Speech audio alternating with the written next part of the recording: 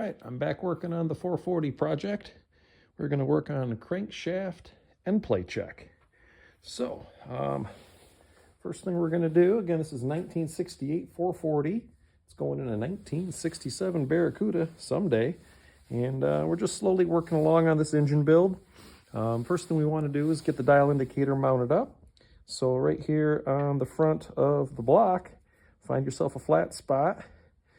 This is a magnetic base, electromagnetic, I guess, because I flick the switch and it gets stronger. What you want to do is get your dial indicator set up so that it's, right in line with the motion of the crank. We're going to be moving it back and forth and checking how much play we have. So we'll get the gauge zeroed out. We'll check the book. Let's see, here's the manual.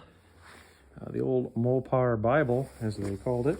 And yeah, right here, crankshaft Endplay, 2/1000ths to 10/1000ths of an inch. So we want to be somewhere in that range, 2 to 10/1000ths. All right, so the first step is we're going to want to move the crank back, and then we'll zero out the gauge, and then we'll move it forward and measure it. So you're going to want to find nice places to pry, not on your caps, preferably on like a counterweight, something very sturdy. This back one is real hefty, so we'll use that to pry forward, and I think this one here we'll use to pry it back. So I'm going to come in here by the block, again, not on the cap, but just against the counterweight of the crank. We're not beating on it too hard, just enough to move it back against that, thrust bearing in the middle. It's like U-shape, and it's keeping the crankshaft right where it needs to be, centered up.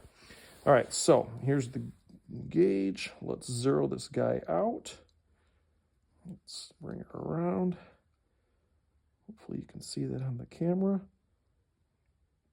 Let me take a look. Looks like it's sitting pretty good on the front of the crank. It's almost on the edge though. Let me scoot it over just a little. We're still zeroed.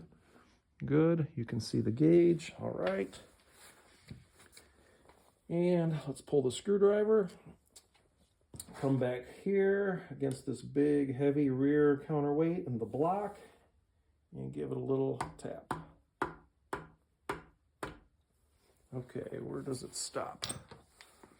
Okay, right around 7/thousandths of an inch. Okay, great. We are right in the middle of that 2 to 10/1000ths range.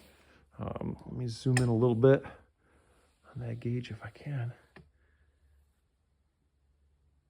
Here we go. Okay, you see where we're at. And it's as easy as that. I think we're good to go. We're going to continue. I think the next thing we're going to do is get started with we'll go rod bearing clearance checks. So we'll be doing that probably next week because I've got a busy weekend and I just work on this every little chance I get. So see ya next time.